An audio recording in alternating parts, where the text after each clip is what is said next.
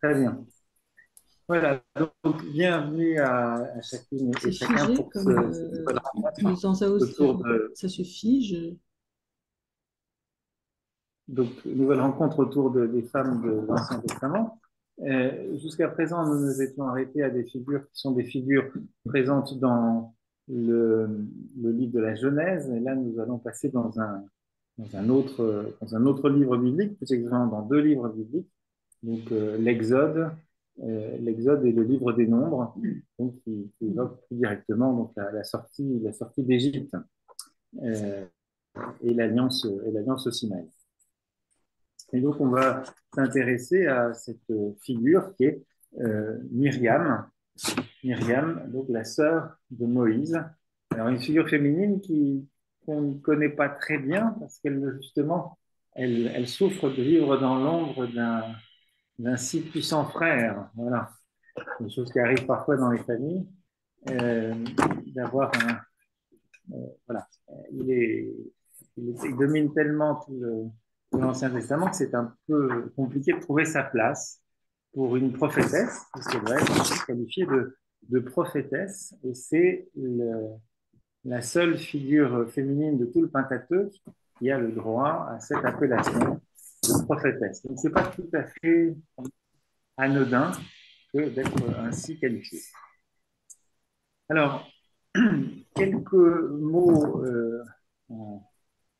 pour débuter sur qu'est-ce qu'on sait un petit peu de Myriam, de sa généalogie. Il n'y a pas énormément de références bibliques. On verra, il y a trois principaux extraits. Il y a une référence qu'on va trouver dans le livre de Michée, euh, mais il n'y a pas énormément de références. Alors, les trois principales, vous les avez à la page 2 du dossier, et vous avez également une référence, à la fin du livre des Nombres, et puis des indications généalogiques qui apparaissent à la fin du livre des Nombres, au numéro, enfin, donc en chapitre 26, 27. Je vais vous lire tout de suite. C'est intéressant parce que ça donne à entendre la généalogie. Euh,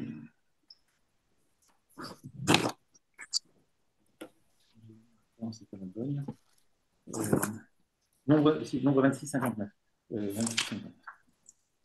Parce qu'on a des éléments sur la généalogie du clan de Lévi, dont sont issus Moïse, Aaron et Myriam.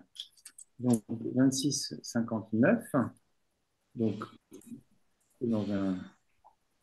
au terme d'un recensement, donc les Lévites sont recensés, le clan de Lévites, et parmi eux, donc, C'est est horrible. évoqué un Lévite qui s'appelle Amram, donc c'est le verset 58, Amram, qui n'est autre que le père de Moïse, Aaron et Myriam, et il nous est dit, la femme d'Amram se nommait Yocheved.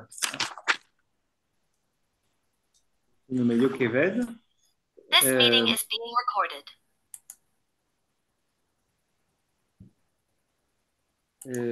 Et donc, Yocheved donna trois enfants à Amram, à Aaron, Moïse et Myriam, leur sœur. Voilà.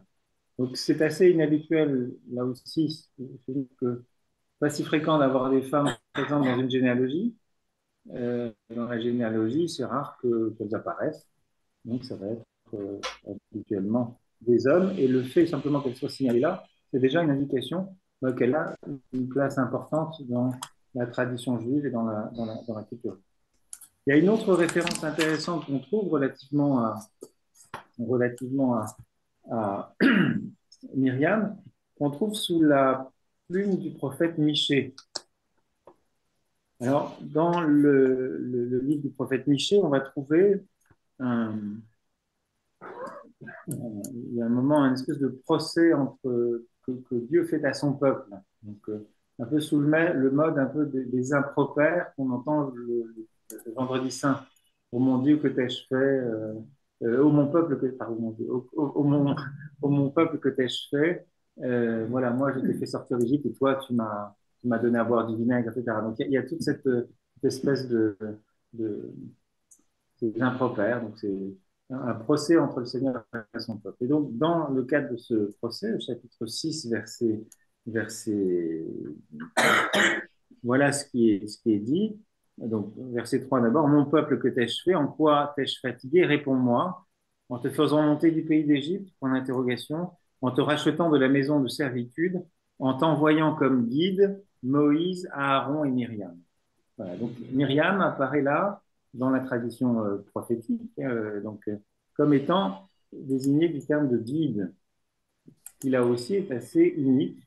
Il n'y a pas d'équivalent féminin dans une telle désignation.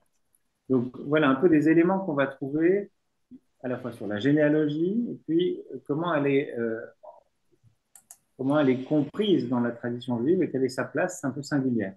Qu'elle soit dans une généalogie, c'est déjà significatif. Qu'elle apparaisse comme étant désignée comme guide, c'est pas non plus tout à fait anodin. Alors, Myriam, on va la voir apparaître à trois principaux moments. D'abord, au moment au tout début du livre de l'Exode, au moment où Moïse va être sauvé des eaux, on s'y arrêtera un peu plus longuement tout à l'heure, où elle apparaît déjà à ce moment-là, mais sans être désignée par son nom, mais elle apparaît comme la sœur de l'enfant se posta à distance pour savoir ce qui lui adviendrait. Donc, vous vous souvenez le contexte, hein, euh, après, à la fin de la Genèse, la fin du cycle de Joseph, donc le peuple juif, donc toute la famille, les 12 tribus se sont installés en Égypte, tout se passe très bien pour eux, voilà. Et puis, la population se développe, et puis, ce qui arrive, c'est que ça commence par devenir, c'est bien inquiétant pour les pharaons, tous ces étrangers qui sont ici quand même, hein, ça pourrait devenir une menace, des choses qu'on n'entend jamais par chez nous, évidemment, c'est juste en Égypte. Et donc, voilà, il y a un peu ce type de réaction qui se manifeste. Et donc, le pharaon décide de faire mettre à mort les enfants mâles des Hébreux, ce que les sages-femmes ne vont pas faire finalement, en donnant des réponses mais enfin, qui semblent convaincre le pharaon, on verra. Et finalement, donc, l'ordre est donné de mettre au fleuve tous les enfants nouveau-nés. Donc, c'est dans ce cadre-là que Moïse va être sauvé des eaux. Et on verra que Myriam joue un rôle tout à fait important dans le salut de son frère. Ce n'est pas inintéressant. Ensuite, on verra la philo de Myriam s'imposer à un autre moment important de l'histoire du salut, c'est l'expérience de la libération de l'esclavage en Égypte et de la traversée de la mer Rouge. Puisque on connaît tous le cantique de Moïse, qui est aussi parfois appelé cantique de Myriam. Donc, c'est au chapitre 15 du livre de l'Exode. Vous savez, on chante à la vigile pascale, euh, cheval et cavalier, etc.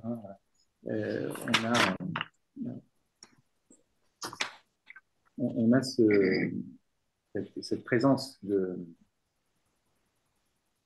Myriam va entonner un chant avec le tambourin. C'est comme ça qu'elle est représentée sur le dossier que vous avez reçu.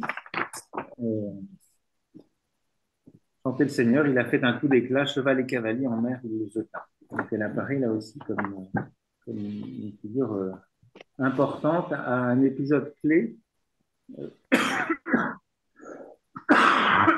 Pardon, un épisode clé de l'histoire du peuple juif.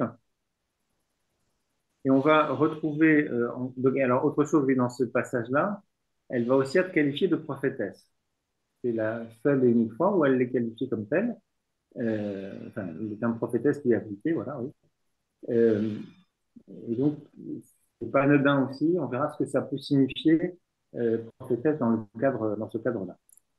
Et puis, il y a tout un épisode un petit peu plus délicat à interpréter, à analyser, qu'on va trouver au chapitre 12 du livre des Nombres, où on va voir Myriam avec son frère Aaron qui semble critique vis-à-vis de Moïse et qui interroge une espèce de monopole prophétique de Moïse et qui, pour avoir exprimé cette critique, va être châtié d'une certaine manière, va être frappé par la lèpre pour une durée de 7 jours avant qu'elle ne rejoigne le peuple. Elle va être mise à l'écart pendant 7 jours avant de rejoindre l'ensemble du peuple.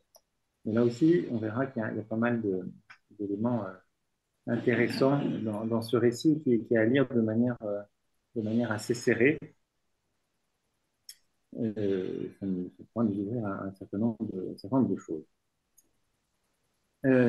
Donc on aura encore une référence à Myriam au livre 20 du Nombre pour évoquer la mort de Myriam. C'est pas inintéressant aussi d'être attentif au contexte où Myriam apparaît. Enfin, en tout cas, voilà. Il y a Exode 2, 1, 4, c'est Moïse sauver les eaux. Voilà. Il y a un rapport avec l'eau, l'eau est très, très présente. Évidemment, au moment du passage de la mer Rouge entre deux colonnes d'eau, Myriam est là. Euh, et puis, quand elle meurt, on se trouve en plein désert. On se trouve en plein désert et ça précède immédiatement l'épisode des eaux de Mériba, qui est cet épisode où le peuple hébreu va un peu euh, Moïse et cette interminable marche au désert, promise, on attend, hein.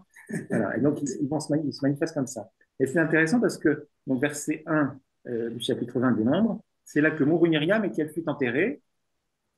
Verset 2, il n'y avait pas d'eau pour la communauté qui s'ameuta contre Moïse et Aaron. Le peuple cherchait, il disait, ah, si seulement nous avions expiré quand nos frères ont expiré devant le Seigneur, et pourquoi nous avez-vous emmenés ici au désert, etc. Et donc, c'est là que Moïse a frappé les eaux enfin, le rocher et vont jaillir les eaux de Mériba. Mais juste, je trouve que ça peut être intéressant de faire le rapprochement entre la présence de Myriam, toujours associée à de l'eau, et là, il y a aussi le manque d'eau qui apparaît, hein, et l'eau qui va jaillir juste après, euh, dans une forme de répétition de la critique ou de la critique que Myriam elle-même avait peut-être formulée à l'endroit de son frère. Voilà. Donc, c'est une forme de réanimation, enfin, récrimination plutôt, voilà, du peuple contre Moïse, à l'image de la récrimination qui était celle de Myriam vis-à-vis de Moïse. Voilà, simplement, j'en tire pas de conclusion plus que ça, mais je pense que c'est pas inintéressant à noter. Autre chose un peu qui peut être intéressant à relever, c'est du côté de l'étymologie du mot Myriam. Alors, c'est une étymologie qui est assez disputée, on ne sait pas très bien, il y a plusieurs étymologies qui sont proposées. Il y en a une première qui fait référence plutôt à une racine égyptienne qui signifie bien-aimé, et qui est la racine Mrit, M-R-I-T. Voilà. Donc, avec les voyelles, il sera à mettre un peu ensemble, entre. Mais donc, c'est voilà. Alors, on a par exemple euh, des noms. Euh,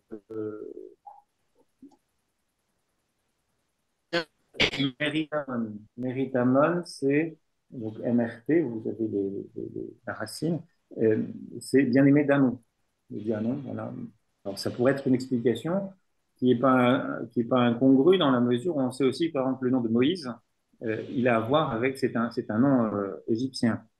Il est donné par la princesse, la fille de Pharaon. Donc, c'est pas complètement incongru d'imaginer que Myriam aurait aussi pu avoir une étymologie égyptienne.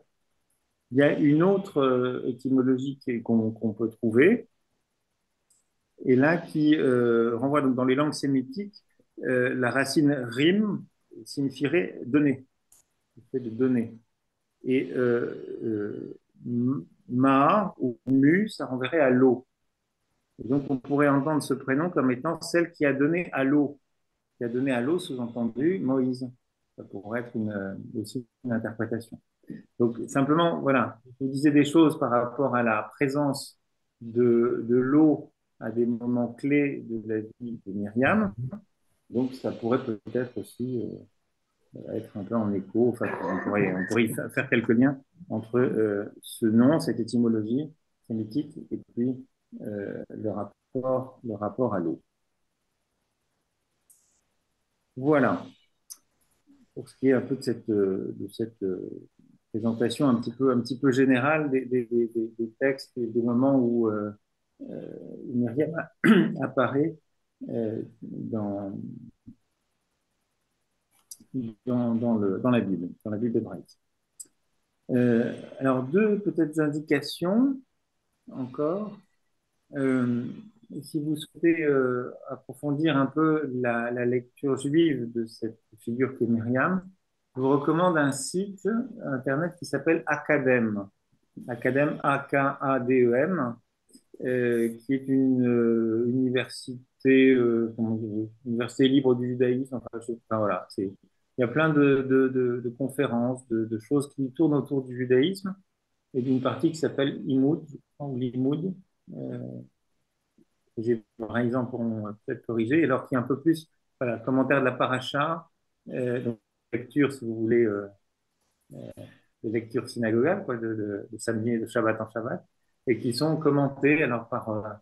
Donc là, il y a des choses sur Myriam. Donc, il y a deux commentaires intéressants d'un universitaire et psychanalyste qui s'appelle Paul-Laurent Assoun autour de la figure de Myriam et qui fait une lecture psychanalytique de Myriam. Très intéressant sur Nombre 12 dans l'espèce de, de rapport ambigu entre Moïse et, euh, et sa sœur Myriam.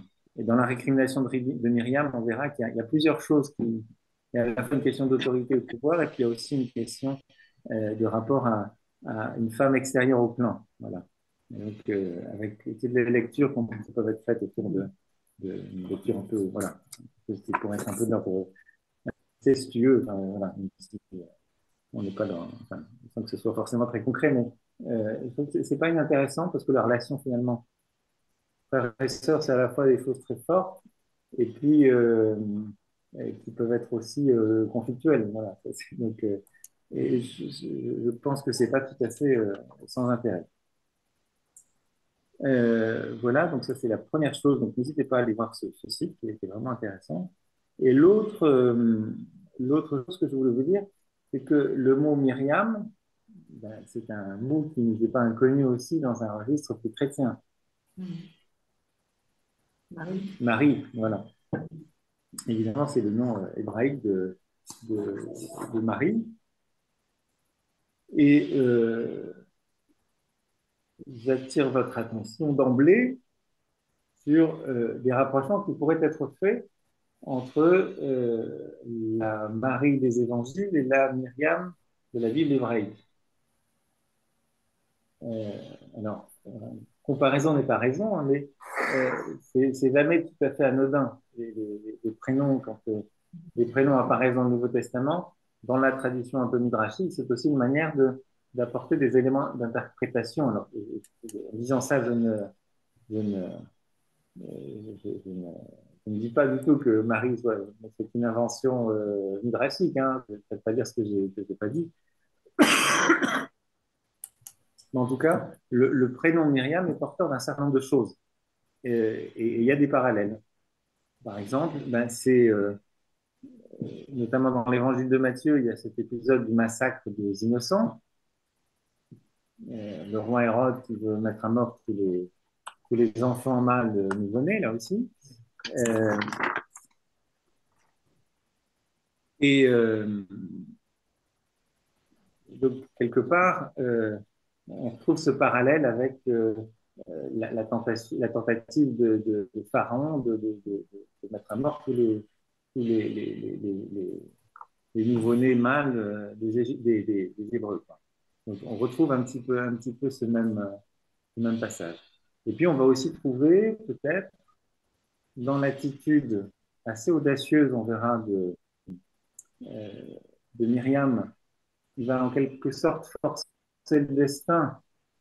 Elle accompagne de loin son frère sur les flots, et dès que la fille de Pharaon va découvrir l'enfant, elle va tout de suite à sa rencontre avec une certaine audace pour une jeune fille vis-à-vis d'une princesse égyptienne.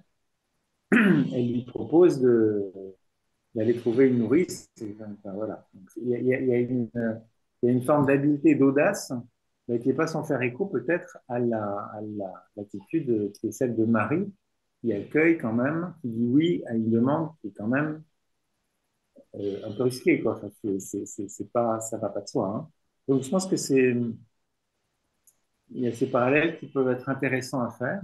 Et puis aussi penser à la place de ces femmes euh, qui jouent un rôle finalement dans l'accomplissement de la promesse et de l'alliance.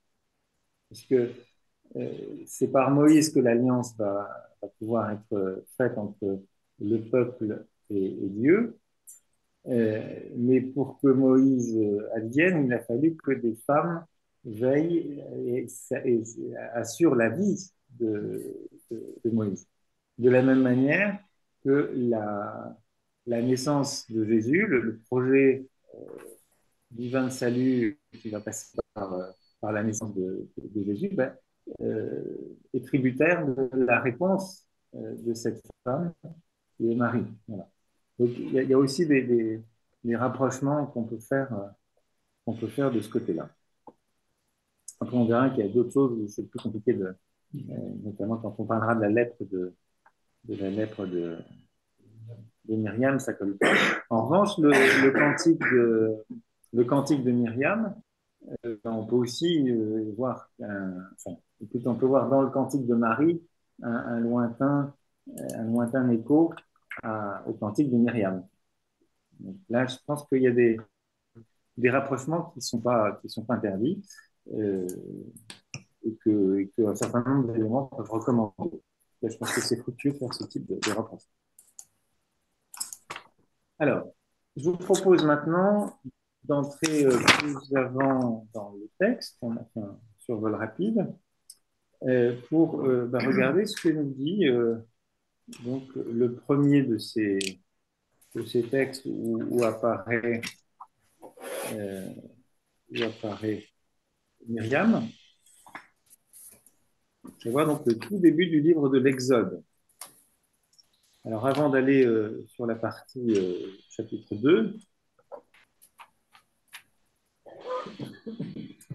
rappel du contexte, hein, chapitre 1.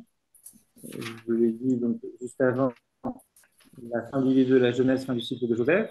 Euh, ce qui nous est dit, donc, les différents fils d'Israël qui sont là, venus donc avec Jacob, Ruben, Siméon, Lévi, Judas, Issachar, Zabulon, Benjamin, Dan, Nephtali, Gad et Asher. Et puis, il nous est dit que voilà, cette descendance va se développer énormément. Euh, Joseph mourut ainsi que tous ses frères et toute cette génération-là. Les fils d'Israël furent fructifièrent, pullulèrent, se multiplièrent et devinrent de plus en plus forts. Le pays en était rempli. Voilà. Donc, c'est d'ailleurs une manifestation, c'est à peu près la terminologie qui est utilisée dans le livre de la Genèse au moment du croisé multipliez-vous. On est dans l'accomplissement là de la, de la demande que Dieu faisait au moment où il faisait alliance avec les hommes, avec l'homme, enfin Adam et Ève et leur descendance. Donc on apprend qu'arrive un nouveau roi, un nouveau pharaon qui n'avait pas connu Joseph, voilà, et qui commence lui à être pris par la peur. Hein. Euh, et la peur, celle d'un puissant qui tremble, sa peur lui fait voir dans ces étrangers installés pacifiquement dans son pays une menace pour lui et pour son peuple. Et donc, la peur fait susciter des réactions parfois pas toujours très raisonnables. Et donc, il en vient à imaginer, alors il va d'abord les mettre un petit peu en esclavage, en tout cas des mesures discriminatoires, vexatoires. Euh, donc, on imposa donc au peuple des chefs de corvée pour le réduire par des travaux forcés, et il bâtit pour le pharaon des villes entrepôts, Pithom et Ramsès. Mais plus on voulait le réduire, plus il se multipliait, plus il éclatait. On vivait dans la hantise des fils d'Israël.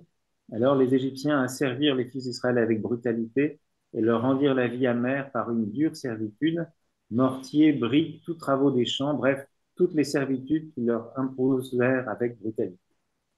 Alors, aussi au passage, vous notez euh, l'évocation de mortier, briques, qui n'est pas sans rappeler l'épisode de la tour de Babel, où le peuple est un peu asservi aussi à cette tâche répétitive, et que le langage disait aussi, hein, briquetons des briques. Enfin, il y a une pauvreté de langage qui s'exprimait aussi dans cette construction de Babel. Donc voilà, un retour en arrière quelque part. Donc le pharaon, le roi d'Égypte, dit aux sages-femmes des Hébreux, dont les noms nous sont donnés, Shifra et l'autre Poids, quand vous accouchez les femmes des Hébreux, regardez le sexe de l'enfant. Si c'est un garçon, faites-le mourir. Si c'est une fille, qu'elle vive. Mais donc, elles ne le firent pas. Et puis, quand on leur demande pourquoi est-ce que vous ne le faites pas, euh, réponse des sages-femmes, les femmes des Hébreux ne sont pas comme les Égyptiennes. Elles sont pleines de vie. Avant que la sage-femme n'arrive auprès d'elles, elles ont accouché. Bon. Et puis, voilà, Pharaon est tout à fait crédule. Bon, ça doit être un peu une spécialité des Hébreux, donc pose pas de questions. Et donc, suite à ça, il va ordonner que tout garçon nouveau-né soit jeté au fleuve. Et c'est là que intervient la figure de Moïse. On apprend qu'un homme de la famille de Lévi s'en alla prendre une fille de Lévi. Donc, si vous avez retenu les noms tout à l'heure, c'est donc Amram et Yokedev. J'espère que je n'ai pas dit une bêtise. C'était ça. Hein. La femme conçut, enfanta un fils, vit qu'il était beau et le cacha pendant 3 mois. Ne pouvant le cacher plus longtemps, elle lui trouva une caisse en papyrus, l'enduisit de bitume et de pois, y mit l'enfant et la déposa dans les joncs sur le bord du fleuve. La sœur de l'enfant se posta à distance pour savoir ce qu'il y adviendrait. Or, la fille du pharaon descendit se laver au fleuve, tandis que ses suivantes marchaient le long du fleuve. Elle vit la caisse parmi les joncs et envoya sa servante la prendre. Elle ouvrit et regarda l'enfant. C'était un garçon qui pleurait. Elle eut pitié de lui. C'est un enfant des Hébreux, dit-elle. Sa sœur dit à la fille du Pharaon, veux-tu que j'aille appeler une nourrice chez les femmes des Hébreux? Elle pourrait allaiter l'enfant pour toi. Va, lui dit la fille du Pharaon. Et la jeune fille appela la mère de l'enfant. Emmène cet enfant et allaite-le-moi, lui dit la fille du Pharaon, car c'est moi qui te donnerai un salaire. La femme prit l'enfant et l'allaita. L'enfant grandit. Elle l'amena à la fille du Pharaon. Il devint pour elle un fils et elle lui donna le nom de Moïse, car, dit-elle, je l'ai tiré des eaux. Voilà. Alors, qu'est-ce que ce court récit nous dit de la sœur de Moïse, dont pour l'heure, le nom n'est pas encore prononcé, mais on sait que c'est Myriam. Qu'est-ce que ce petit épisode nous dit? Que vous apprenez sur Myriam?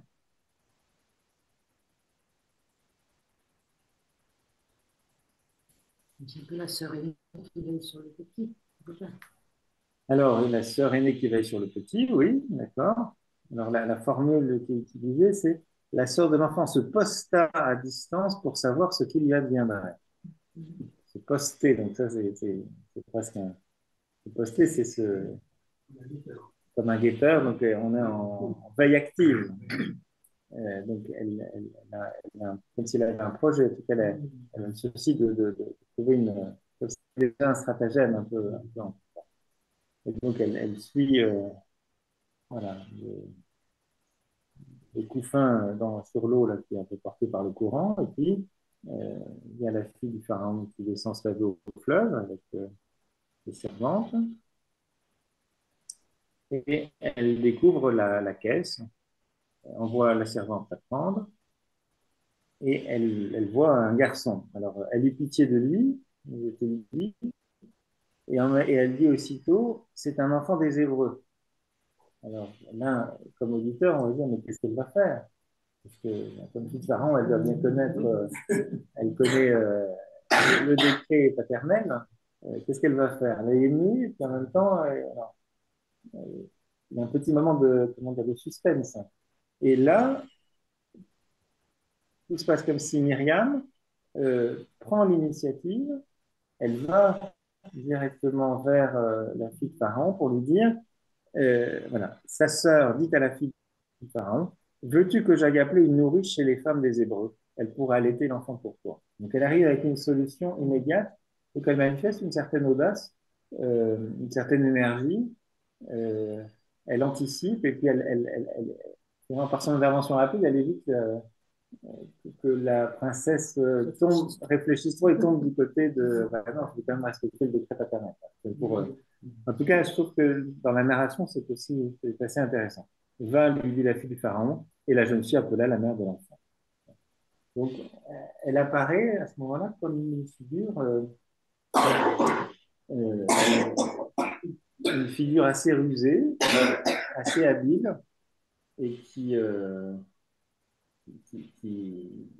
permet à son frère Moïse de vivre.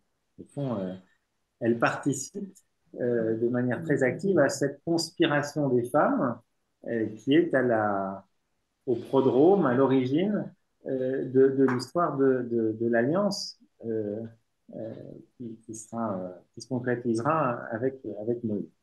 Donc, c'est pas quelque chose là me semble-t-il, d'anodin.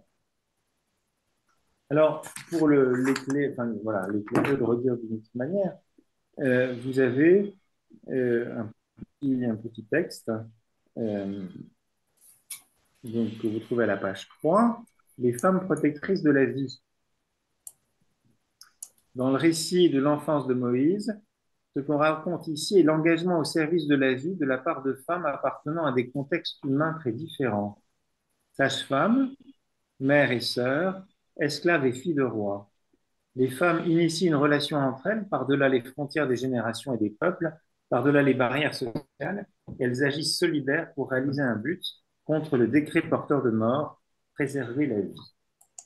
Voilà. Donc, je crois que c'est intéressant de voir que, de manière inaugurale, la, le, la, l'action de Myriam est tournée vers la vie, vers la promotion de la vie. Donc, c'est intéressant à relever. Euh, et c'est intéressant de penser que, voilà, euh, les femmes sont à la source, à l'origine, enfin, ou des incontournables pour que Dieu puisse faire aboutir son projet de vie, les alliances.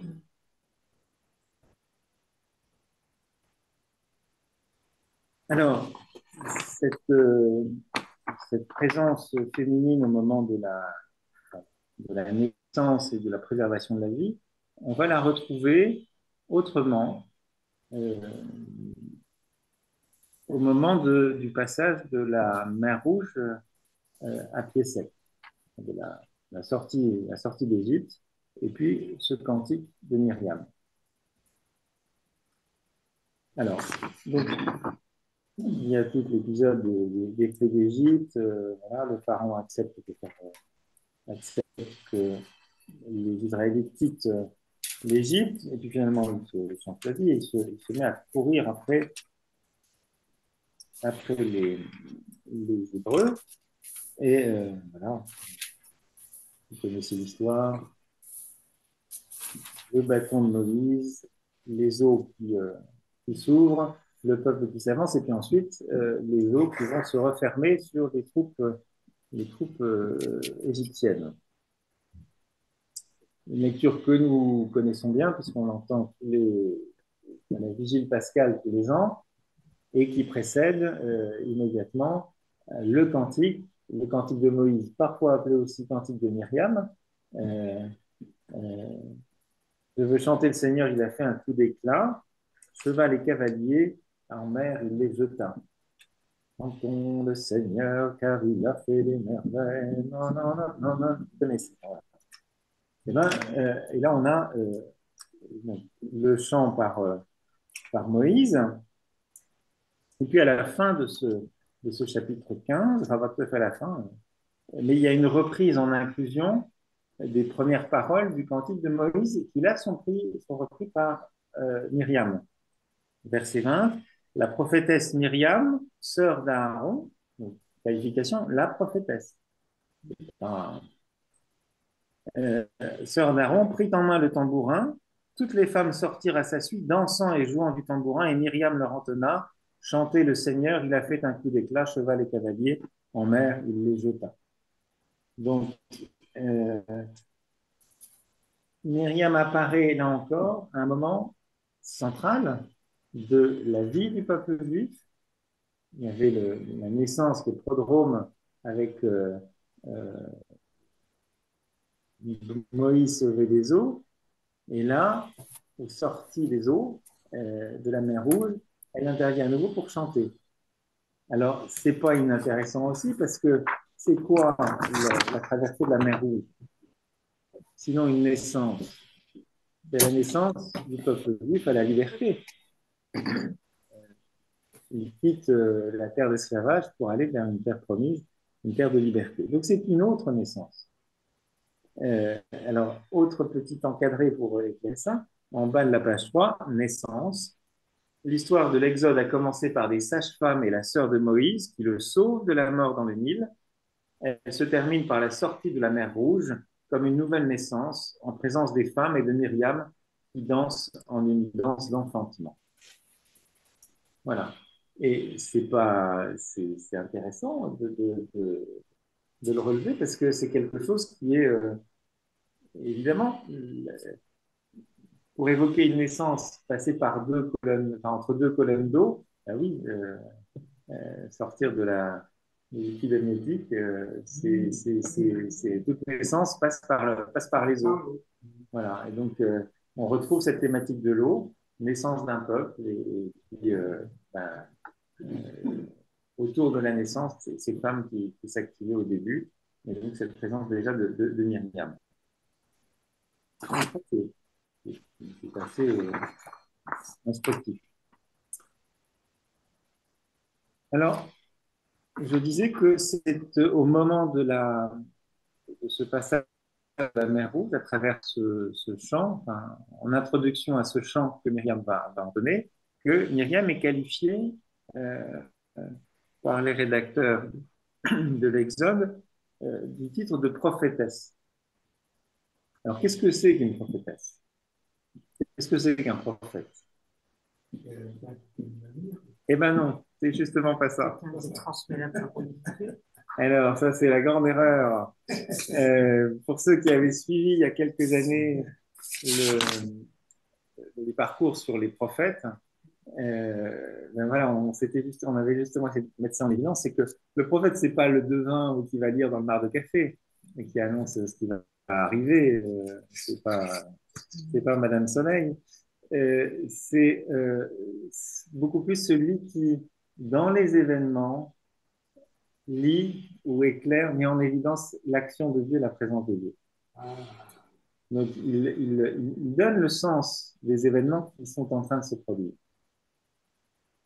Euh, et ça, je pense que c'est important. J'avais pris cette image pour parler des prophètes à l'époque, de, oui, voilà, dans la presse, il y a parfois de grands éditorialistes. Il y a parfois de très mauvais éditorialistes, mais il y a parfois de grands éditorialistes qui sont capables dans les événements qui surgissent, de percevoir, voilà, des ruptures ou des orientations pour des décennies. Voilà. C'est un peu ça aussi, cette capacité prophétique de découvrir ce qui est à l'œuvre au cœur de ces éléments qui peuvent sembler, par ailleurs, un peu, qui pourraient sembler banals ou Dieu pourrait sembler absent. Voilà. Et donc, deux encadrés pour éclairer ce point. À la page 4, une prophétesse à l'œuvre. Myriam est surtout connue pour son hymne chanté à la gloire de Yahvé, Exode 15, 20, 21. Au verset 20 de cet hymne, Myriam est explicitement considérée comme une prophétesse, au même titre que son frère Aaron, Exode 7, 1. À ce titre, elle révèle le sens profond de la sortie d'Égypte. Il s'agit bien plus que d'une simple fuite. C'est plutôt la mise au monde d'un nouveau peuple qu'Aaron, Moïse et Myriam ont contribué à faire naître. En d'autres termes, Moïse, Aaron et Myriam constituent de véritables sages-femmes pour Israël. De plus, il s'avère important de mentionner que dans cet hymne, Myriam saisit l'initiative sans demander une autorisation à ses frères. Elle crée son propre langage et regroupe un chœur féminin, ce qui, dans le contexte, indique qu'elle jouit d'une grande liberté par rapport aux conventions sociales de l'époque. Deuxième texte, donc d'Elena Lipévé. Entraînant les femmes dans sa danse, Myriam chante le Dieu libérateur et appelle les hommes à entrer dans ce mouvement de reconnaissance.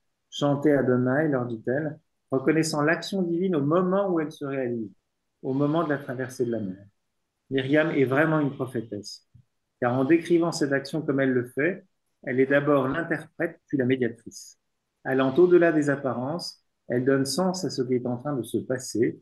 C'est en entendant Myriam que Moïse et les autres naissent à la fois qu'ils expriment à leur tour.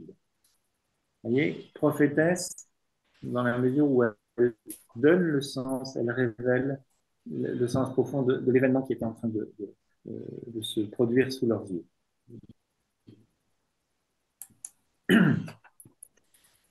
Voilà donc pour cette deuxième rang d'intervention de Myriam, donc, qui apparaissait au début comme étant au début, une figure de vie, enfin, qui est audacieuse et qui rend possible la vie, qui protège la vie, et là qui, au moment de la naissance d'Israël, eh bien, finalement, fait œuvre de prophète en nommant l'œuvre de Dieu qui est en train de s'accomplir sous leurs yeux, sous les yeux des Israéliens. Voilà. Hervé, j'aurais une question. Oui. Pourquoi Myriam est-elle dite sœur d'Aaron et pas de Moïse? Est-ce qu'il y a quelque chose à tirer de cela? Parce que Moïse est aussi un prophète, le plus grand des prophètes. Oui, alors, on verra tout à l'heure d'ailleurs qu'elle n'a pas tout à fait, enfin, qu'il y a prophète et prophète dans le livre des Nombres et que Moïse n'est pas tout à fait équiparé, enfin, plus exactement, euh, Myriam et Aaron ne sont pas tout à fait équiparés à Moïse, et de l'avoir oublié, ça va faire quelques petits soucis.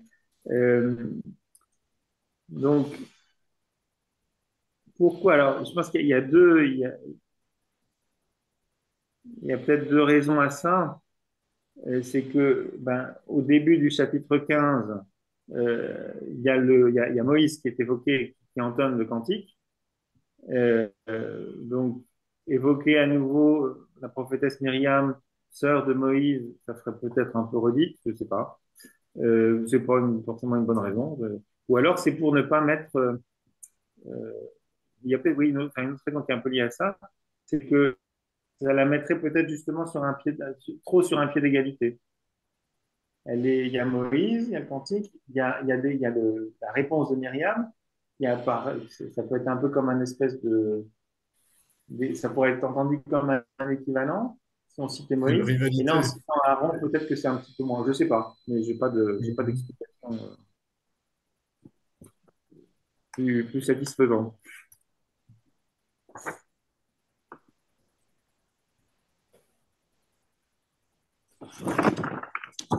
Euh, Alors peut-être avant d'arriver au chapitre, enfin au chapitre 12 des Nombres, on peut peut-être lire. Alors, c'est introduit déjà, mais on va faire en transition. L'encadré qui est à la page 3, Myriam, une femme reconnue dans l'histoire du peuple juif. Il y a des choses que je vous ai déjà dites, mais euh, ça permet de poser aussi les choses et puis de préparer la suite. Donc, Myriam est nommée dans la généalogie de la tribu de Lévi, on l'a dit, c'est exceptionnel pour une femme dans le contexte d'une société patriarcale. Elle est reconnue et nommée comme prophète dans le livre de l'Exode, qu'on vient de voir avec le terme de prophétesse, et comme guide du peuple par le prophète Michée, que j'avais donc cité tout à l'heure. C'est une rassembleuse, une meneuse. On la voit qui suscite l'adhésion des femmes qui, avec elle, se mettent à chanter, à danser au son du tambourin. Une semeuse de joie et d'espoir, et le peuple le reconnaît. On ne l'aurait pas rapporté après toutes ces années si on n'allait pas conserver ces données dans la mémoire du peuple. Après la traversée de la mer Rouge, elle prend un tambourin dans sa main et entraîne les femmes derrière elle pour une danse au rythme d'un chant de louange. C'est le cantique de Myriam. Myriam est une femme consciente que Dieu parle à travers elle, comme à travers Moïse. C'est une femme au franc-parler qui prend la parole et ose intervenir avec Aaron pour contester un choix de Moïse. Elle se retrouvera avec la lèpre après cette contestation, mais événement significatif, son peuple ne veut pas repartir sans elle. On l'aimait beaucoup, le peuple n'a pas repris sa marche avant qu'elle ne soit guérie et ait réintégré la communauté. Donc, arrivons au passage de ce livre des Nombres, au chapitre 12, mais juste avant, voilà, contextualisons avec ce qui précède immédiatement.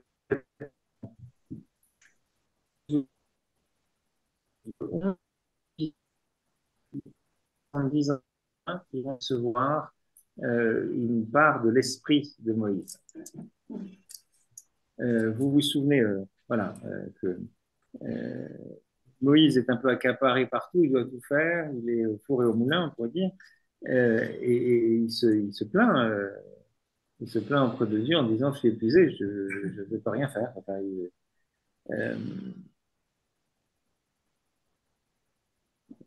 voilà. Le peuple pleure et crimine, alors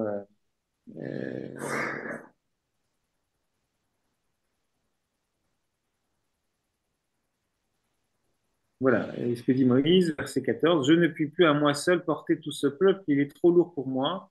Si c'est ainsi que tu me traites, fais-moi plutôt mourir, si du moins j'ai trouvé grâce à tes yeux, que je n'ai plus à subir mon triste sort. Voilà. Donc, il se plaint, je suis au bord du burn-out, je suis exténué, et ça ne peut pas durer, quoi. Voilà. Et donc, le Seigneur dit à Moïse, rassemble-moi 70 des anciens d'Israël, des hommes dont tu sais qu'ils sont des anciens et des scribes du peuple. Tu les amèneras à la tente de la rencontre, ils s'y présenteront avec toi. J'y descendrai et je te parlerai. Je prélèverai un peu de l'esprit qui est en toi pour le mettre en eux. Ils porteront alors avec toi le fardeau du peuple et tu ne seras plus seul à le porter. Donc, la mise en œuvre va intervenir peu de temps après, verset 24. Moïse sort de la tente et rapporta au peuple les paroles du Seigneur. Il rassembla 70 des anciens du peuple qu'il plaça autour de la tente.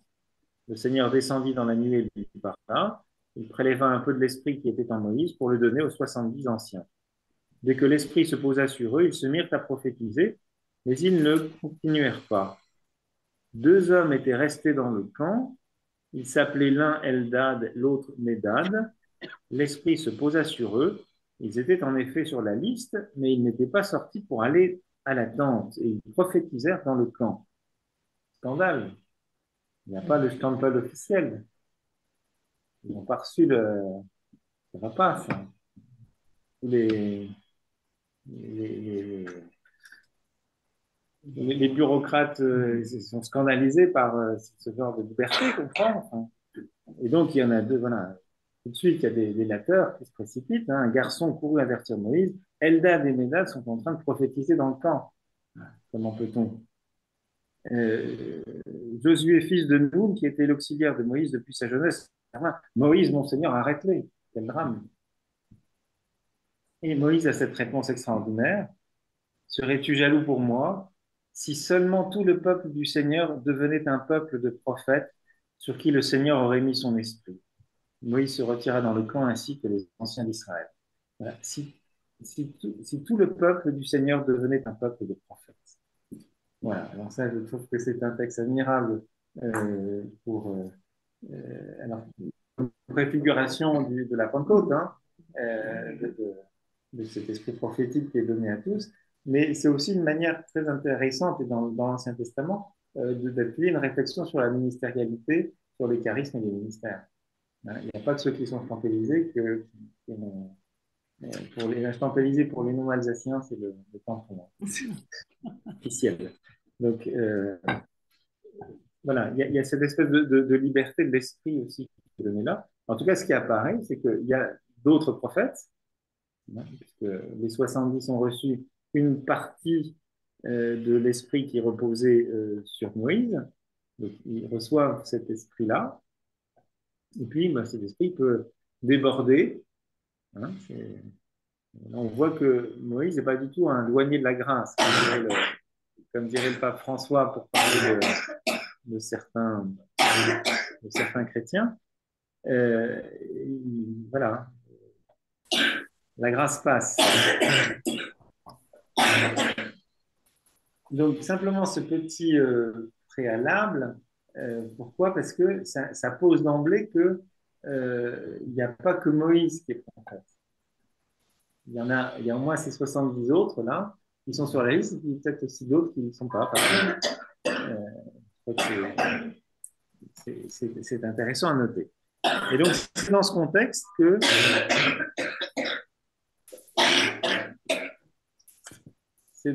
contexte que va survenir le récit de Nombre 12 où Myriam intervient autour aussi de cette question de la prophétie, mais pas seulement. Alors, on a des indications de lieu. Voilà.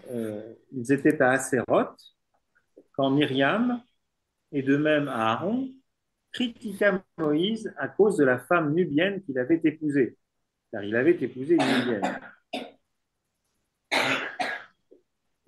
Ils dirent: est-ce donc à Moïse seul que le Seigneur a parlé? Ne nous a-t-il pas parlé à nous aussi? Et le Seigneur l'entendit. Moïse était un homme très humble, plus qu'aucun homme sur terre. Soudain, le Seigneur dit à Moïse, à Aaron et Myriam: allez tous les trois à la tente de la rencontre. Ils y allèrent tous les trois. Le Seigneur descendit dans une colonne de nuée et se tint à l'entrée de la tente. Il appela Aaron et Myriam et tous deux s'avancèrent. Il dit: écoutez donc mes paroles. S'il y a parmi vous un prophète, c'est par une vision que moi, le Seigneur, je me fais connaître à lui. C'est dans un songe que je lui parle. Il n'en va pas de même pour mon serviteur Moïse, lui qui est mon homme de confiance pour toute ma maison. Je lui parle de vive voix, en me faisant voir et non en langage caché. Il voit la forme du Seigneur. Comment donc osez-vous critiquer mon serviteur Moïse? Le Seigneur s'enflamma de colère contre eux et s'en alla. La nuée se retira de dessus la tente et voilà que Myriam avait la lèpre. Elle était blanche comme la neige. Aaron se tourna vers elle et vit qu'elle avait la lèpre. Il dit à Moïse: ô mon Seigneur, je t'en prie, ne fais pas retomber sur nous le péché que nous avons commis, insensés et pécheurs que nous sommes. Ô que Myriam ne devienne pas comme l'enfant mort-né dont la chair est à moitié rongée lorsqu'il sort du sein de sa mère. Moïse cria vers le Seigneur: ô Dieu, daigne la guérir. Et le Seigneur dit à Moïse: si son père lui avait craché au visage, ne serait-elle pas couverte de honte pendant 7 jours? Qu'elle soit donc exclue du camp pendant 7 jours, après quoi elle reprendra sa place. On exclut donc Myriam du camp pendant 7 jours, et le peuple ne partit pas avant qu'elle eût repris sa place. Après quoi, le peuple partit de Asséroth, et ils campèrent dans le désert de Paran. Qu'est-ce que ça vous inspire, cette histoire? Myriam a eu la lettre, pas Aaron. Pourquoi Myriam a eu la lèpre et pas Aaron? Très bonne question. Alors, premier élément de réponse, si on s'en tient au texte, hein, chapitre 12, verset 1, quand Myriam et de même Aaron critiqua Moïse à cause de la femme nubienne. Donc, ça semble indiquer dans la narration que c'est Myriam qui est à l'initiative. Aaron a suivi. C'est un élément de réponse. Donc elle apparaît comme étant celle qui était un peu plus à l'initiative de la critique. Bon, c'est, Ouais, ça dépend des traductions. je sais pas. T'as Moi, quoi, ça, c'est comme juste traduction? Myriam et Aaron, mais c'est faire une relation entre Moïse Ouais. Et ça, et c'est quelle et tout traduction? ça. Français Il me courant? dit que Il des papes. Je sais pas, non, quelqu'un a quoi, Micheline, comme Bible? C'est la Bible, le Bayard. Tu l'as sous les yeux, nombre, non. Ouais. Michel, si tu veux t'aider à trouver le passage. Nombre 12, 12, 1.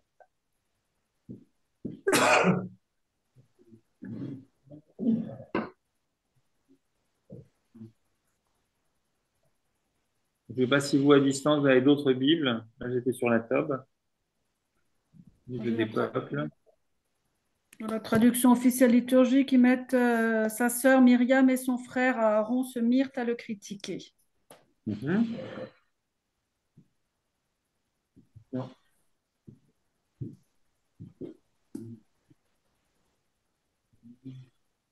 Non. Myriam et Aaron parlèrent contre lui à cause de la femme. Euh, alors, dans les commentaires hébraïques que j'ai lus, que j'ai entendus sous Acadème, il y a cette initiative quand même de Myriam. Bon, mais c'est. Alors après, qu'est-ce que Myriam reproche qu'est-ce qu'elle reproche avec Aaron, son frère, à Moïse? L'exogamie. je croyais Mhm. que c'était Alors, L'exogamie. est-ce qu'il n'y a que l'exogamie?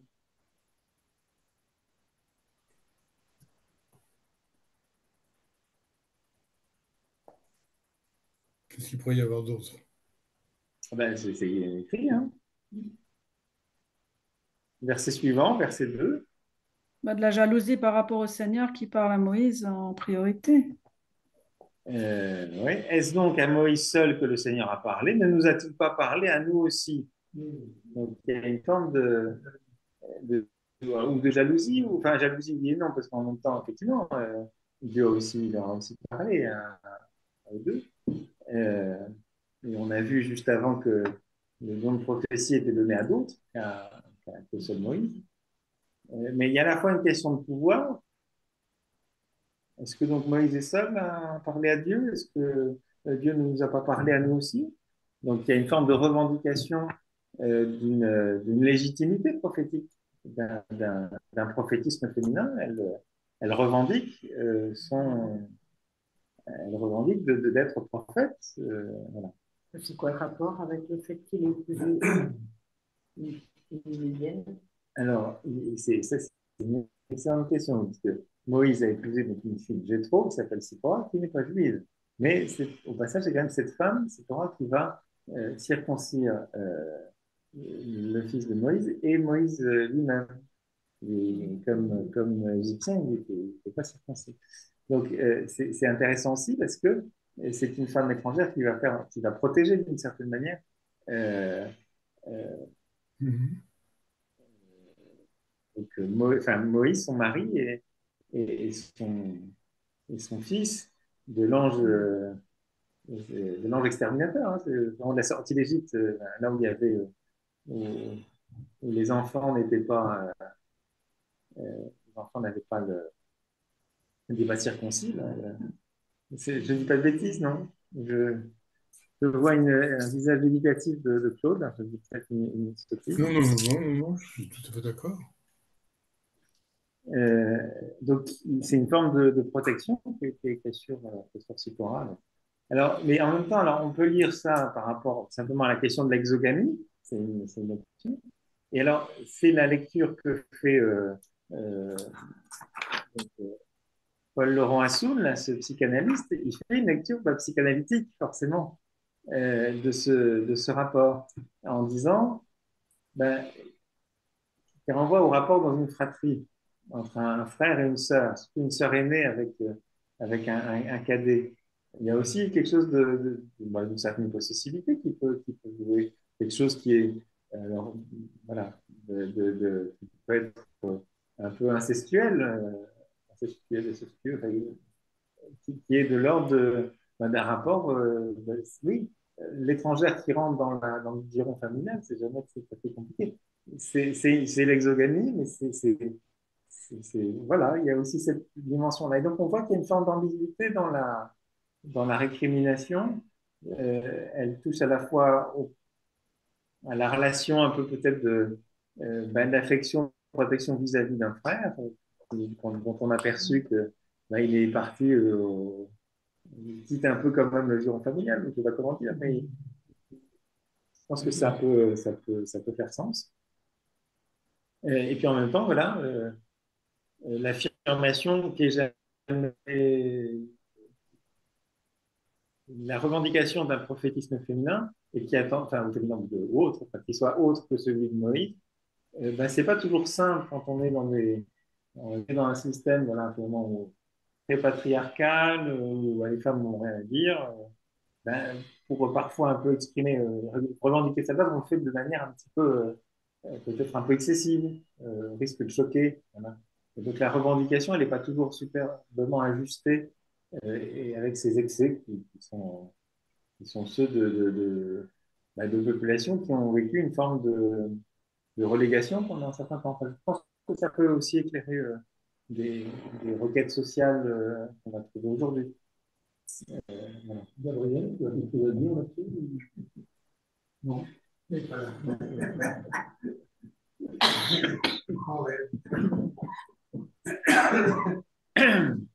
Donc, voilà, enfin, donc, en tout cas, de voir un peu ces deux griefs qui sont faits de manière un peu ambiguë. Alors, l'étape suivante, donc c'est intéressant, le Seigneur l'entendit. Il y a cette notice qui revient assez régulièrement dans le texte biblique pour désigner Moïse. Hein. Moïse qui ne savait pas parler, qui avait la langue lourde. C'est pour ça que Aaron viendra suppléer qui lui a la langue facile, le verbe haut, viendra suppléer à ses insuffisances. Mais donc, voilà, est un homme très humble, plus qu'aucun homme sur terre. C'est l'humilité de Moïse. C'est intéressant. Et donc, qui contraste avec cette récrimination que semble exprimer Myriam à ce moment-là. Euh, le Seigneur a entendu cette récrimination, cette critique. Soudain, le Seigneur dit à Moïse, à Aaron et Myriam, donc il s'adresse bien aux trois, allez tous les trois à la tente de la rencontre. Ils y allèrent tous les trois. Le Seigneur descendit dans une colonne de nuée et se tint à l'entrée de la tente. Il appela Aaron et Myriam et tous deux s'avancèrent. Vous voyez un peu la scène. Il dit, écoutez donc mes paroles. Donc, simplement, ce faisant, ils sont les bénéficiaires de la révélation divine. Enfin, ils sont prophètes, hein, c'est ce qu'on dit là. S'il y a parmi vous un prophète, c'est par une vision que moi, le Seigneur, je me fais connaître à lui. C'est dans un songe que je lui parle. Donc, Dieu lui-même dit à Aaron et à Myriam, si vous êtes prophète, voilà, vous êtes prophète puisque je me suis fait connaître à vous par les songes et par les visions. Donc, il ne conteste pas du tout, il n'y a pas de monopole prophétique de Moïse. D'autres prophétismes sont légitimes et Dieu reconnaît là, dans ses paroles, que Aaron et Myriam sont effectivement prophètes. Il n'en va pas de même pour mon serviteur. C'est un prophète différent, enfin, il est prophète mais différemment. Puisque ce n'est pas, il n'en va pas de même pour mon serviteur Moïse, lui qui est mon homme de confiance pour toute ma maison. Je lui parle de vive voix.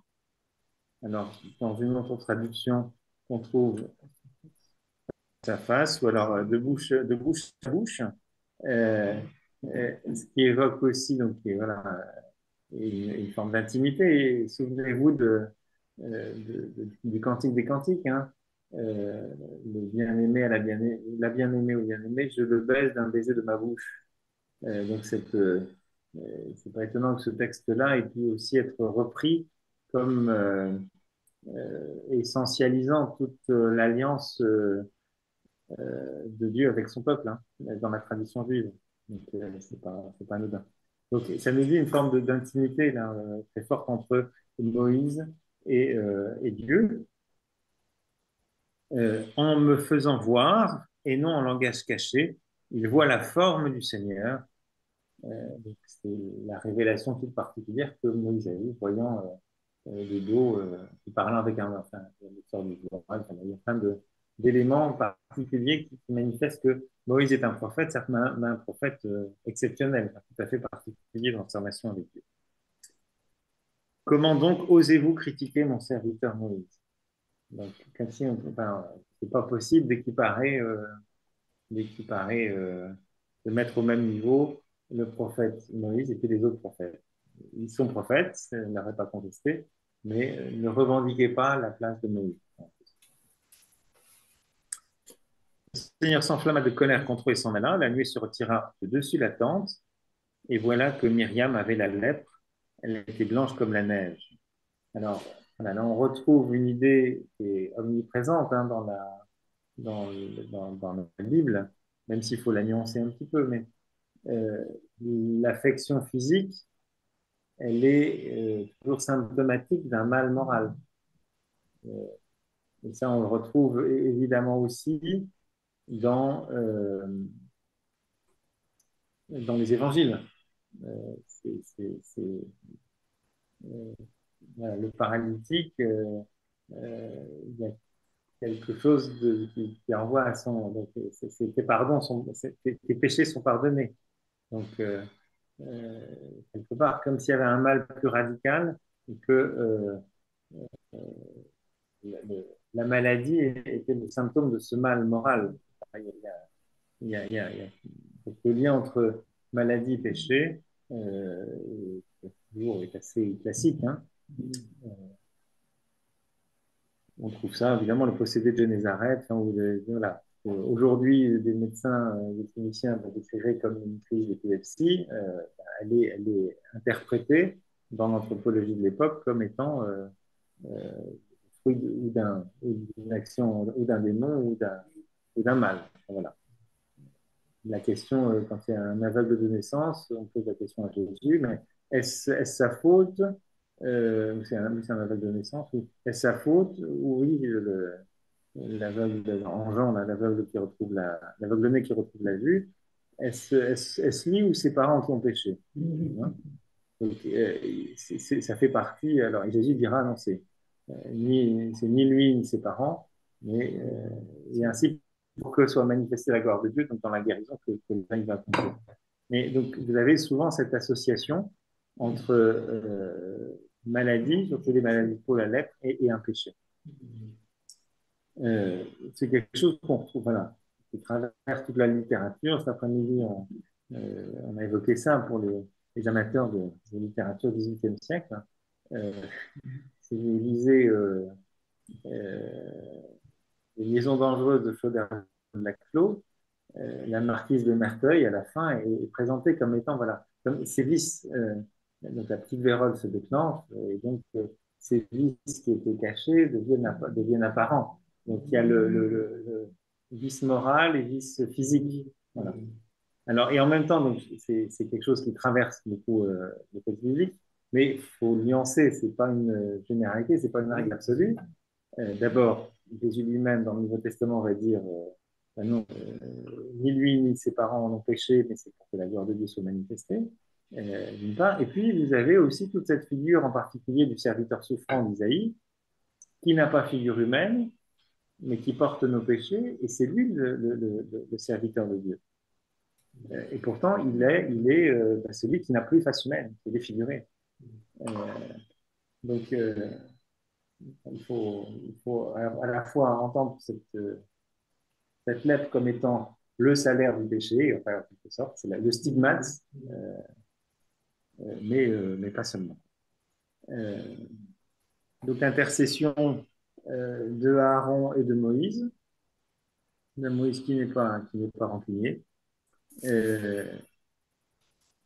Et donc, ça devient finalement plutôt une épreuve donc, pour un temps limité de 7 jours, mais qui correspond en fait à un temps de purification, comme une quarantaine avant de réintégrer de n'importe quelle époque.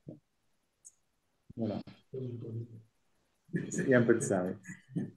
Mais Ça ressemble un peu à une espèce d'avertissement. Parce qu'elle risquait peut-être de se prendre un peu pour quelque chose qu'elle n'était pas.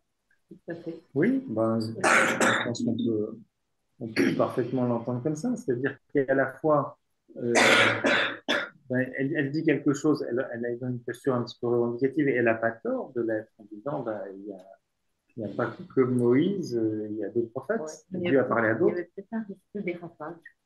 C'est sûr, mais ça, je pense que c'est aussi un peu lié à, encore une fois, hein, dans un contexte très patriarcal, ben, parfois, faut pousser des coudes un peu plus fort, et quand on pousse un peu des coudes un peu plus fort, on peut être porté un peu plus loin que, voilà. Mais, voilà. Alors, il y a un petit texte de Josie Eisenberg qui commente un peu ce passage de manière assez heureuse, me semble-t-il, et qui dit la chose suivante à la page 4. Myriam parla ainsi qu'à Aaron. Voilà.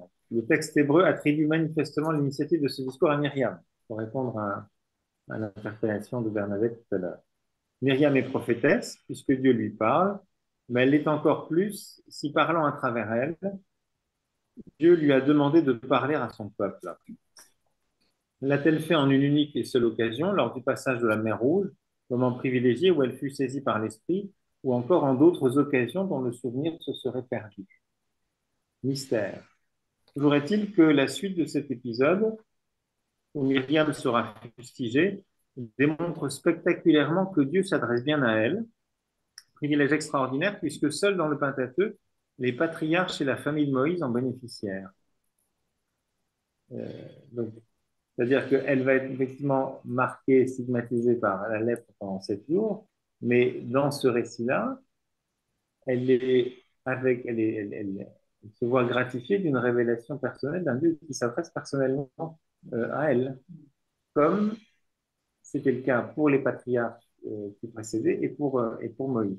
Donc c'est quand même quelque chose de pas anodin du tout. Dieu s'adresse alors aux deux contestataires, leur rappelle les exceptionnels dons prophétiques de Moïse, l'homme auquel Dieu s'adresse face à face, et sa non moins exceptionnelle humilité. Puis il se retire, et Myriam se retrouve lépreuse, maladie qui dans la Bible frappe les médisants. Nul n'est parfait, ni les prophètes, ni les prophétesses. Voilà. Je trouve que c'est aussi c'est un récit qui appelle voilà, qui n'invite pas à idéaliser les prophètes. Regarde, voilà, c'est très humain. Donc ça invite aussi à relativiser toute forme de médiation ou toute forme de ministérialité. Il n'y a pas de, voilà, l'homme sacré, l'homo sacer, ça n'existe pas. Enfin, qui serait, échapperait à l'humaine condition et qui serait tout d'un coup dépourvu de toute fragilité, de toute faille et de tout péché imparfait. Voilà. On a suffisamment vu, je crois, autour des figures féminines, mais masculines, hein, combien plus encore, hein, mais avec les patriarches et les matriarches, on a bien vu que c'était pas c'est pas des femmes parfaites, pas des femmes modèles. Elles ont des charismes et des qualités qui sont assurément remarquables, mais elles ont aussi leurs défauts. Et, et c'est pas, en fait, la littérature biblique, pour ça, c'est pas de la géographie. Et je crois que c'est très sain de nous ramener à, à l'humaine condition. Euh, qui veut faire l'ange fait la bête, disait Pascal. Alors bien sûr, qui veut faire la bête, ça fait très bien, mais voilà, attention à tout ce qui peut être tombé dans une forme d'idéalisation. Je crois que le texte biblique nous ramène à un concret, à un réel, et nous évite un peu ce piège de l'idéalisme. Donc voilà un peu pour la figure de... Oui. Oui, une remarque sur la distinction qui est faite entre Moïse et son frère et sa sœur. C'est quelque chose qui sert dans le judaïsme à justifier la différence qu'il y a entre la Torah le Pentateuque qui est attribué à Moïse seul, et puis les prophètes qui ont un statut beaucoup moins élevé dans le judaïsme que, que dans le christianisme. Oui, tout à fait. Et puis alors, dans les prophètes, Dieu a parlé aux prophètes en rêve ou par des visions, mais les autres écrits, c'est encore une dignité moindre.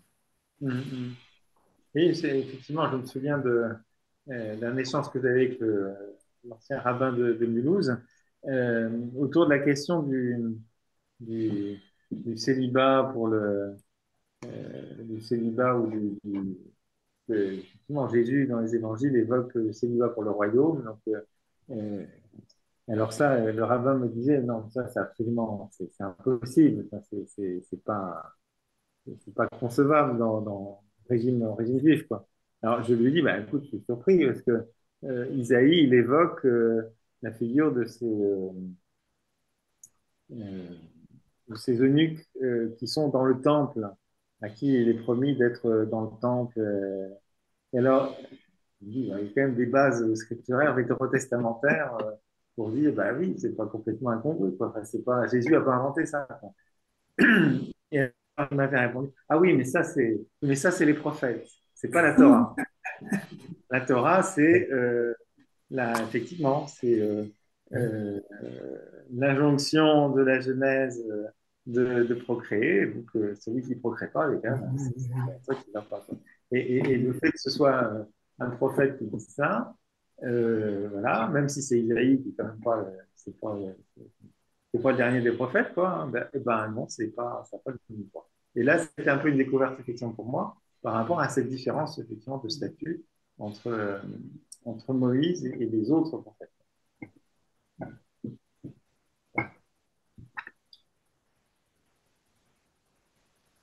Mais voilà, alors après, c'est tout savoir où est-ce qu'on met le curseur, quoi. Euh, parce que dans le livre des Nombres, puisque ben, voilà, si toute la Torah est bien de Moïse, enfin, en tout cas voilà, traditionnellement, ben, les 70 anciens et le fait que l'esprit prophétique soit répandu au-delà, ben, il est bien là, quoi. Enfin, donc, il y a pas de monopole prophétique euh, mosaïque. Euh, pour autant, il y a effectivement un statut un peu différent. Voilà. Le seul qui parlait à Dieu face à face.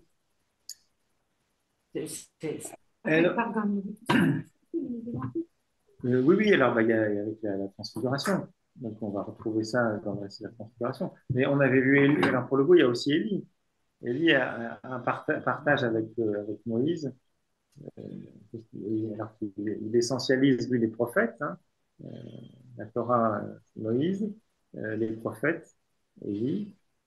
Je trouve que c'est. Voilà, il y a aussi un type de relation tout à fait particulier entre Élie et Dieu.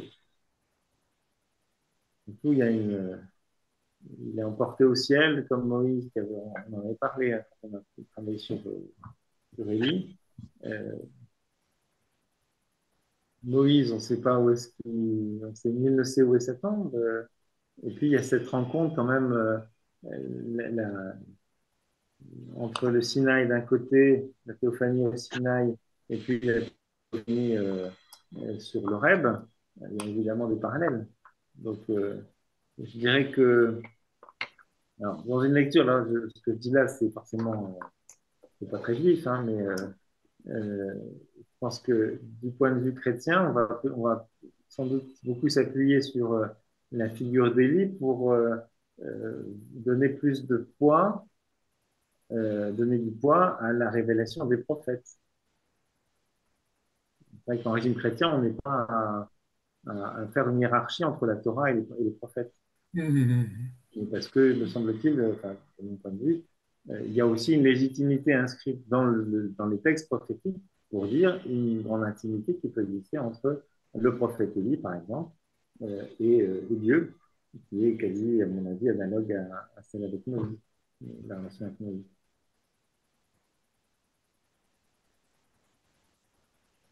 Oui, non, bon, enfin, vous faites ce que vous voulez. Voilà. Donc, Heisenberg, on a lu. Alors, c'est fait-il maintenant? Même les heures, bah, c'est bon, là, on est dans les délais, on est quasiment au bout. Alors, vous verrez dans ce qui suit, à la page 5, vous avez une page résonance, dans une perspective d'actualisation. Qu'est-ce que ce texte peut nous dire aujourd'hui? Alors, avec évidemment une invitation, le terme de prophète en soi peut nous interpeller chacun comme baptisé, puisque nous sommes par le baptême constitués prêtres, prophètes et rois. Donc, comment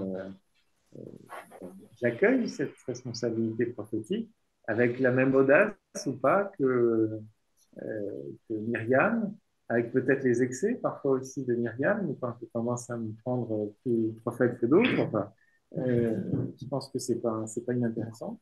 Et puis, alors, il y a aussi cet aspect un peu spécifique d'un prophétisme féminin, parce que quand même, je ne peux pas dire que ce soit la majorité du temps. Hein, là, il y a une prophétesse, ça mérite quand même d'être souligné, et ça vient quand même éclairer les débats et les situations actuelles autour du sexisme, du patriarcat, etc. Et donc, il y a un petit encadré intitulé Une figure inspirante pour aujourd'hui, qui peut être, voilà, qui nous dit que la figure de Myriam peut être éclairante pour cette situation. Par son exemple, son courage et sa détermination, Myriam représente une figure toujours inspirante pour les femmes et les hommes d'aujourd'hui. Certes, à la différence de son époque, nos esclavages sont plus subtils. Au cœur d'un monde désormais globalisé, elle nous rappelle qu'il importe de quitter l'esclavage du sexisme pour créer un monde nouveau où l'égalité, la solidarité et la vie sont au cœur des relations interpersonnelles. Cette Pâque se déroule déjà sous nos yeux, au moment où notre monde vit des transformations majeures, où les représentations, les relations, les images changent radicalement. La figure de Myriam révèle que la liberté, la création et l'accueil de l'inédit sont toujours porteurs de vie, de joie et d'espérance. Après, il y a un parallèle aussi intéressant qui est dressé entre la figure prophétique et une figure contemporaine qui s'appelle Madeleine Delbrel, travailleur poète, travailleur social, mystique, qui a vécu au XXe siècle dans les quartiers populaires, avec une forte imprégnation communiste. Les quartiers, hein, je parle de Madeleine Delbrel. Et il y a aussi quelque chose là, voilà, une figure de prophétisme aujourd'hui qui peut prendre cher, et une figure aussi audacieuse à la manière de Myriam. Bon, il y a un autre encadré, moi, qui me parlait un peu moins. Il y a du vrai, puis après, c'est la suite qui ne fait pas trop, mais enfin, notre Dieu est le Dieu de la vie. Dans la Bible, les femmes interviennent chaque fois que la survie du peuple élu est en jeu. Je crois que c'est très vrai. Et c'était très net avec voilà, l'intervention de Myriam, son audace, son action pour sauver Moïse des eaux. Mais on voit ça, c'est la présence de ces figures féminines quand même très souvent. Hein. Euh, Souvenez-vous enfin, là, il y avait la, la veuve, on travaillait sur Élie l'an passé, la veuve de Sarepta, qui est une figure aussi de générosité, et qui, qui donne ce qui lui reste pour vivre, elle et son fils, pour qu'un autre ait la vie. Donc, des figures féminines comme ça, il y en a quand même beaucoup dans la Bible, et elles apparaissent souvent comme étant des figures qui vont permettre à la vie de continuer. Alors, je donne cet exemple-là. Il y a évidemment le cas d'Esther, hein, qui va sauver le peuple juif d'une entreprise de destruction. Donc, voilà, les femmes qui interviennent. Vous avez là ce risque de destruction avec Moïse, donc tous les enfants mâles qui vont être supprimés. Esther, c'est pareil. Et puis, vous retrouverez aussi, quelque part, la figure de Marie avec le massacre des innocents. euh, Marie voilà, qui devient le vecteur, enfin, l'instrument pour permettre au Verbe de prendre chair et d'accomplir le projet de sa vie de Dieu. Donc, je trouve que ça, c'est assez juste. Notre Dieu est le Dieu de la vie qui jaillit en abondance. Il suscite par sa grâce une multitude d'amis de la vie pour lutter contre les ennemis de la vie. C'est un combat à vie pour la vie. En deuxième partie, voilà, ça c'est plus le lien avec Mère Teresa. Notre regard est invité à contempler toutes ces femmes qui se battent pour que les plus faibles et les plus fragiles aient droit à la vie. Ainsi, quelle femme fut plus extraordinaire que Sainte Mère Teresa, une femme qui n'eut jamais d'enfant, mais qui fut pleinement une mère pour tant d'enfants. Bon. Et, euh, et, en tout cas, il y a certainement une complicité ou une, une accointance un peu intime entre les femmes dans la Bible et la vie. Ça, clairement, elles interviennent pour permettre à la vie de reprendre. Oui. Alors, c'est pas ce que je voulais dire, c'est-à-dire que elle apparaît comme ces femmes de la Bible euh, qui, euh, qui se mettent au service de la vie, voilà, comme Myriam l'a été. Après, le terme de prophétesse, non, enfin, au même titre que tout baptisé, quoi. Tout baptisé, alors, enfin, on peut le dire, mais pas au sens où il est utilisé là dans le livre dans le livre de l'Exode. C'est pas dans ce sens technique, c'est dans un sens plus large d'un prophétisme que tout baptisé est invité à porter pour être prophète au roi. Donc oui, il y a une manière, quand je dis Madame Barrel, elle peut apparaître aussi comme une prophète pour aujourd'hui, prophétesse pour aujourd'hui, parce que par son positionnement, dans le monde qui était le sien, euh, au cœur des réalités qui étaient les siennes, eh bien, elle a nommé Dieu, agissant, enfin, présent dans ce qui pouvait sembler un ordinaire assez éloigné, qui pouvait paraître éloigné, mais elle a révélé, elle a découvert au regard de ses contemporains un Dieu présent, agissant. Voilà. Et puis, pour peut-être terminer notre rencontre, sur la dernière page, à la page 6, il y a un très beau texte d'une dame qui s'appelle Charlotte Joussaume, qui est au fond une très belle méditation biblique qui reprend en jeu à la première personne du singulier euh, la vie, euh, la vie de Myriam.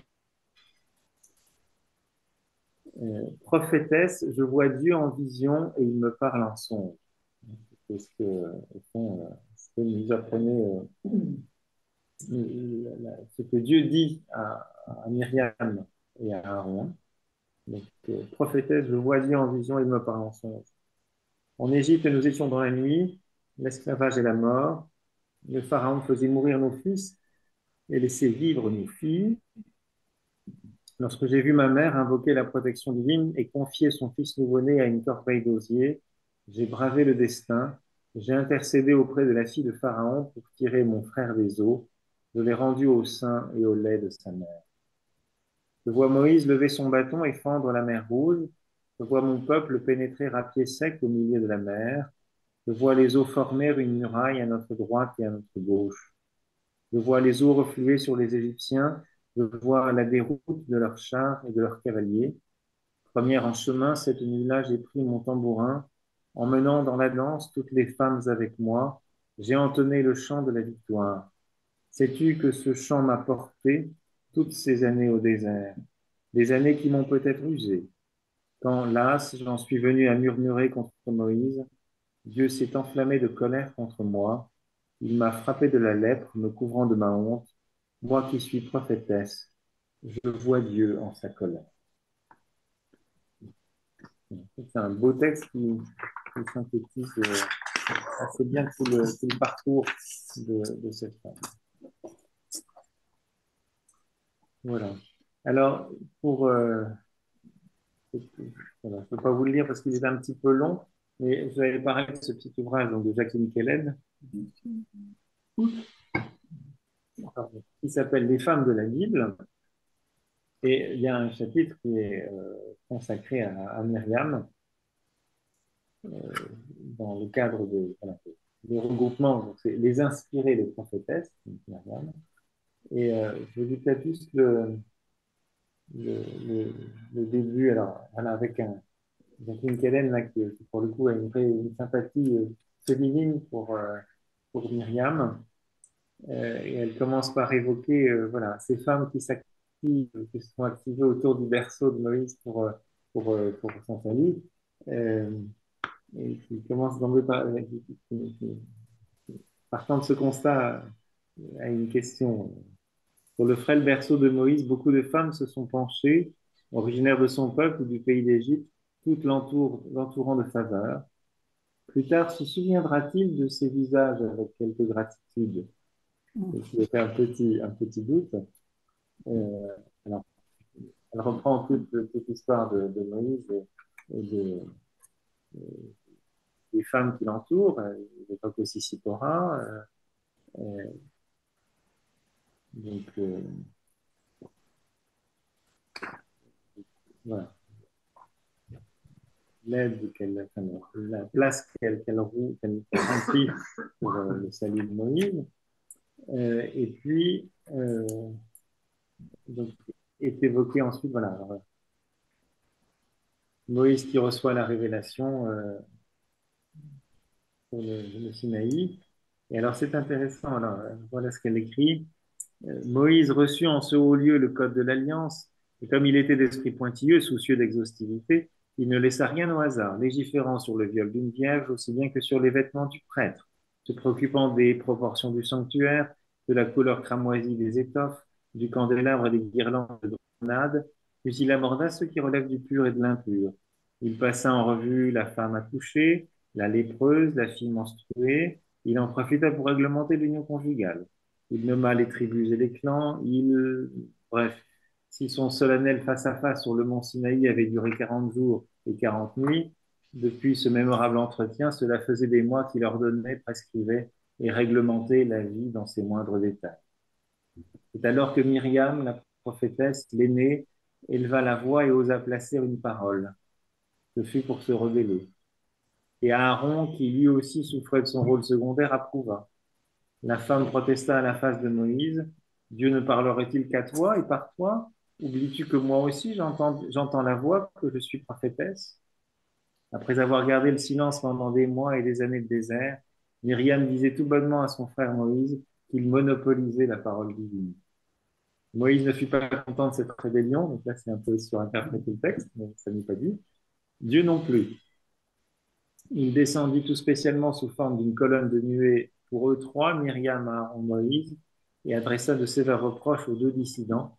Moïse était son enfant chéri, il fallait l'écouter en tout point et sans maugréer. Et Myriam fut châtiée. Une lèpre fondit sur elle, ses mains gracieuses et son long visage furent rongés. Et remué, Aaron usa de sa parole facile pour intercéder auprès de Moïse, et celui-ci fit une requête auprès de Dieu. Myriam s'en tira avec 7 jours de réclusion loin du campement hébreu, afin de se purifier de sa lèpre, de son péché d'irrévérence.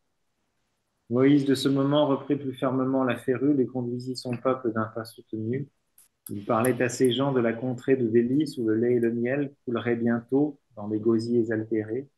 Il était loin, l'enfant abandonné au flot du Nil. Il avait fait du chemin et acquis une sérieuse influence, même un pouvoir. Il n'avait plus besoin de la tendresse, de la sollicitude des femmes, elles qui, à plusieurs reprises, lui avaient sauvé la vie. Mais passons.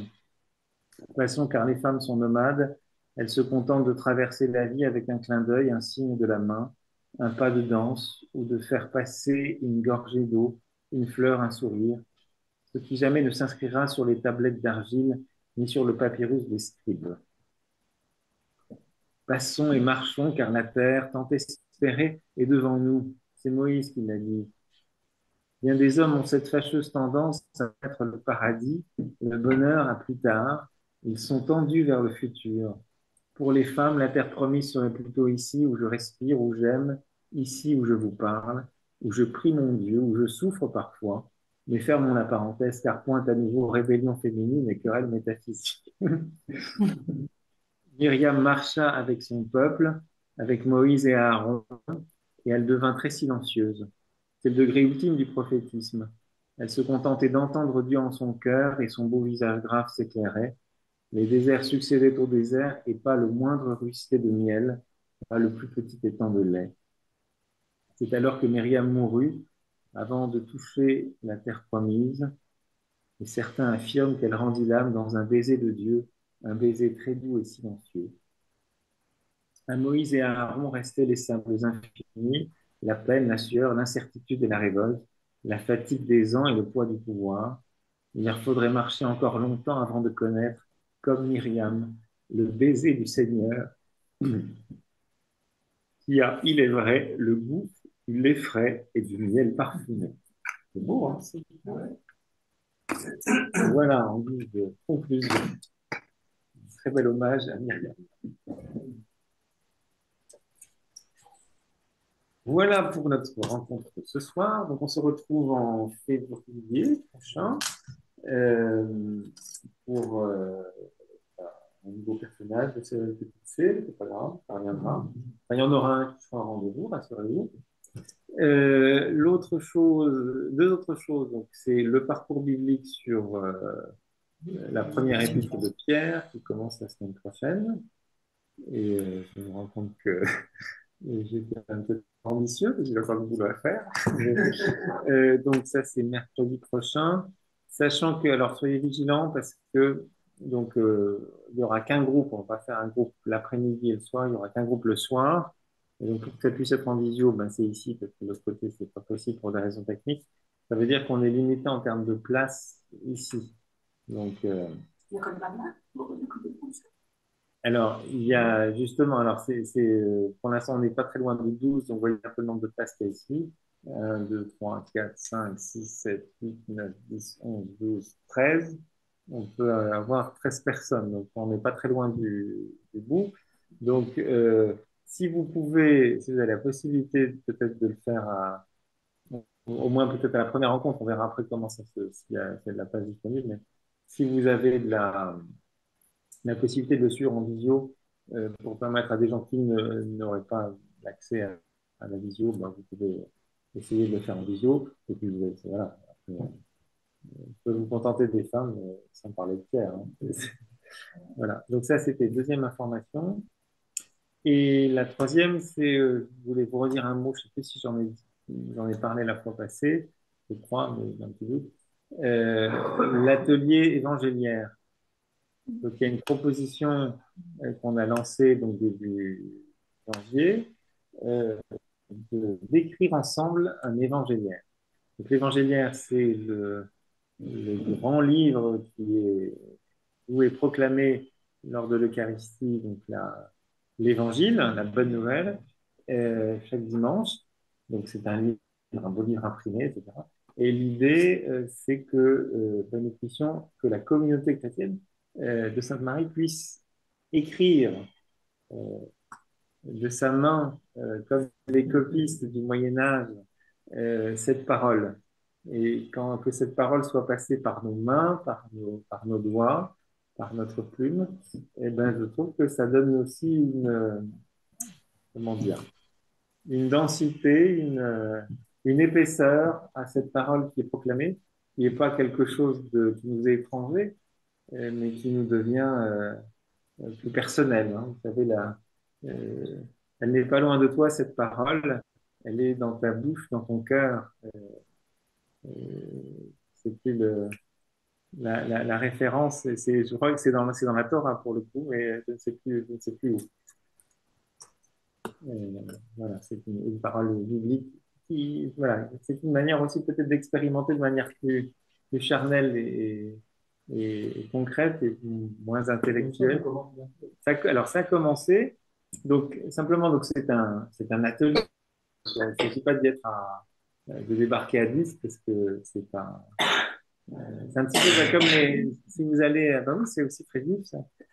Si vous allez à Masada, la forteresse de Masada en Israël, vous avez dans cette forteresse, vous avez des rabbins qui copient, qui recopient la Torah, qui font ça, et c'est les Torahs qui ont été recopiés à Masada. Attention, c'est quelque chose. Hein.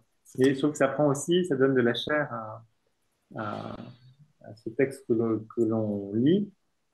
Quand il est passé par nos mains et par nos doigts, ça fait du C'est une sens. façon de mâcher la parole. Oui, je crois que l'écrire, c'est déjà une façon de ruminer déjà la parole, de s'approprier.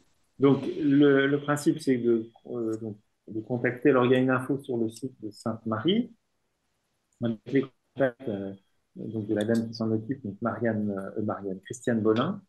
Et donc, on s'inscrit, il y a des permanences, enfin, par semaine, il y a 2 créneaux. Le jeudi, de 14h à 15h45, pardon, le jeudi de 16h à 17h45. Donc, c'est après le parcours biblique, enfin, une fois par mois, c'est après le parcours biblique du jeudi. Et puis, tous les samedis aussi, de 14h à 15h45, donc avant la messe de 16h du samedi. Donc, ça se passe à la maison de Bonnefeldt. Donc, on s'inscrit auprès d'elle, elle explique un peu comment ça se passe.